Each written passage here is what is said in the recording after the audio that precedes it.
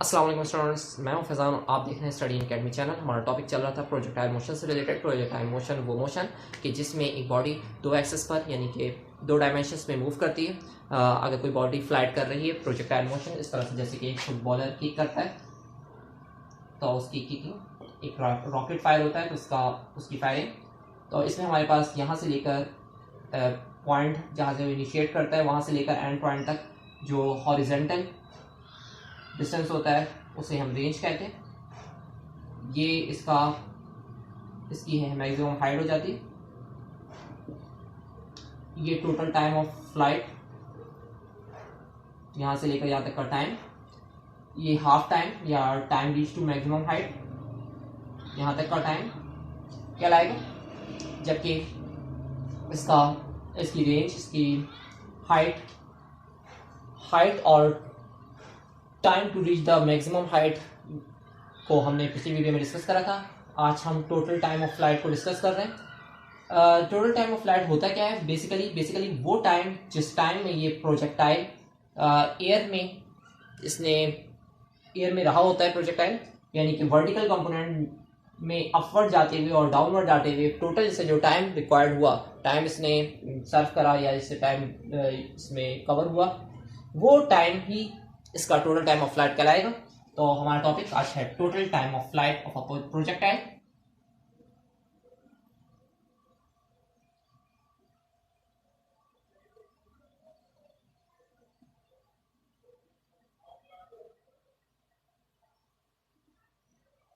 तो स्टार्ट ले रहे हैं। हमें पता है कि जब वर्टिकल कंपोनेंट में ये डाउन अपवर्ड जा रहा होगा प्रोजेक्टाइल, तो ग्रेविटी की वजह से इसकी स्पीड कम होती है, वर्टिकल मोशन की वेलोसिटी कम होती है, डिक्रीज होती है। जबकि मैक्सिमम हाइट पर जीरो हो जाती है और डाउनवर्ड डायरेक्शन में जब नीचे आ रहा होता है तो इसके इनिशियल जो वर्टिकल कंपोनेंट है वेलोसिटी का वो इंक्रीज होते लगता है। अच्छा, तो टोटल टाइम के लिए हमने फार्मूला जो लेना है वो S is equal to v i t plus half a t square, second equation of motion. इसमें S जो हाइट है, हाइट इसने कवर करी, हाइट को हम कह देंगे, अच्छा टोटल टाइम ऑफ फ्लाइट में हाइट अगर देखें तो हाइट को हम कह देंगे y, लेकिन y की वैल्यू क्या होगी तो उस पर हम डिस्कस करते हैं। इनिशियल जो वेलोसिटी थी v नॉट साइन थीटा थी, ठीक है, v नॉट y लेंगे तो v नॉट y इक्वल होता है v not sine theta plus into T की जगह कैपिटल टी लिख रहे हैं, प्लस 1/2 a की जगह माइनस जी आ जाएगा और इंटू टी का स्क्वायर। अच्छा जी, y कंपोनेंट को अगर हम जो है देखें तो y कंपोनेंट हमारे पास वर्टिकल मोशन में ऊपर जाते हुए इंक्रीज डिक्रीज हुआ और नीचे जाते हुए, यहाँ हम कहते हैं कि y यहाँ पर जाते हुए इंक्रीज हो रहा है और डाउनवर्ड आते हुए फिर डिक्रीज हो रहा है। और इस पॉइंट पर आकर अगर जीरो से लेकर ए पॉइंट की बात कर रहे हैं तो जीरो से लेकर ओ से लेकर ए पॉइंट तक आते हुए ए पॉइंट पर दोबारा आते हुए y की वैल्यू जीरो हो रही है, यानी उसी प्लेन पर आकर वो प्रोजेक्टाइल स्टॉप हो रहा है। ठीक है, तो y की वैल्यू इसलिए हम जीरो लेंगे क्योंकि वर्टिकल मोशन हुआ था लेकिन वापस रिवर्स हो, जितना हुआ था उतना ही उसके अगेंस्ट हो गया, रिवर्स हो गया। तो इसलिए y की वैल्यू क्या हो रही है? जीरो हो रही है।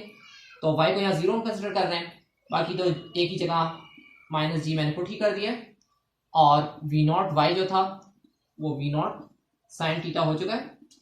इन तीन वैल्यूज को पुट करने के बाद ऊपर वाली इक्वेशन कुछ ये हो रही है कि zero is equal to v not sine theta into T minus G T square upon two. तो minus G T square upon two को इस साइड पर शिफ्ट कर रहे हैं, ये हो जाएगा plus G T square upon to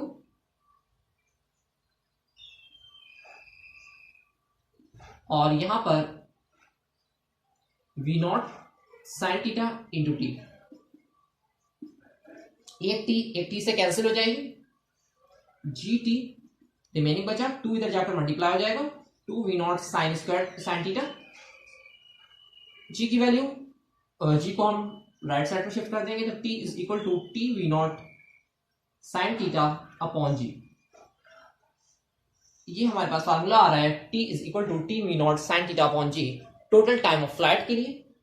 I hope कि आपको स्टेप्स क्लियर होंगे।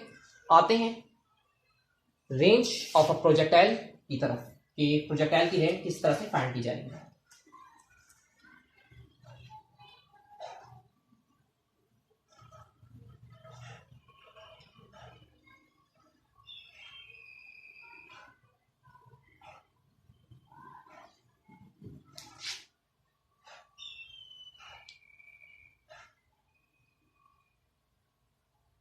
अच्छा जी, रेंज हॉरिजॉन्टल जो डिस्टेंस इसने कवर करा है उसे हम रेंज कहते हैं।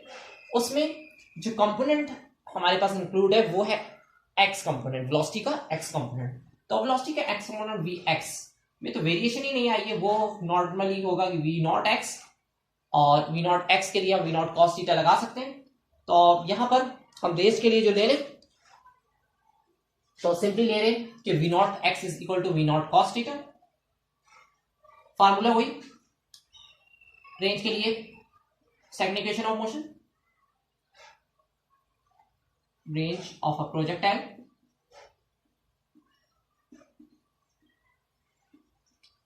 S is equal to v i t plus half a t square.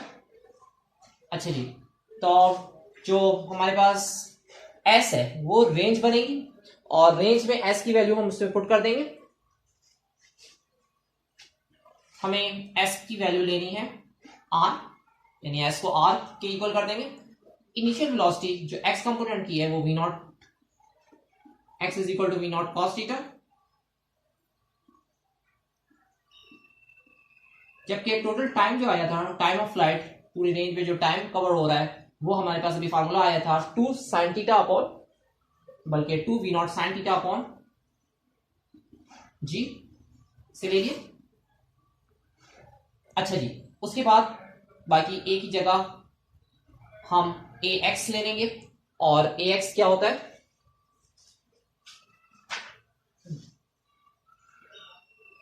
Horizontal component में, हॉरिजॉन्टल मोशन में जो एक्सेलरेशन है, वेलोसिटी में जब चेंज ही नहीं आया, वेलोसिटी चेंज ही नहीं हुई इनिशियल और फाइनल, तो इसलिए हमारे पास सिर्फ और सिर्फ जो होगा वो ए एक्स की वैल्यू हो जाएगी 0, यानी एक्सेलरेशन 0 हो जाएगी। तो ऊपर वाली इक्वेशन को में वैल्यूज पुट करने के बाद कुछ ये चेंजेस आएंगे कि वी नॉट साइन थीटा की जगह वी आई की जगह वी नॉट कॉस थीटा आ जाएगा इंटू टी, टी की value 2 V not sine theta upon G, और प्लस 1/2 के बाद ए की जगह आएगी जब 0 तो टी की वैल्यू भी पुट करने की जरूरत नहीं है वैसे, 2 V not sine theta upon G का स्क्वायर, ये 0 के मल्टीप्लाई होकर ये टर्म 0 हो जाएंगे। सिर्फ और सिर्फ हमारे पास रेंज इसके इक्वल रह गई।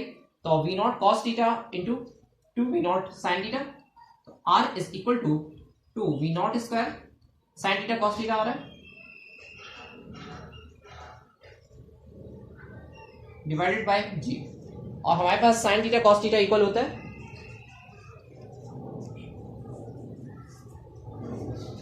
2 sine theta cos theta equal होता है, फार्मूला है हमारे पास 2 sine theta is cos theta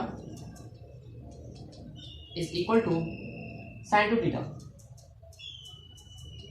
sine 2 theta की तो इसकी जगह डायरेक्टली लिख देंगे R is equal to sine 2 theta, इसकी जगह साइन 2 थीटा आ गया V naught square sine 2 theta divided by G. ये ओवरऑल रेंज का फार्मूला है।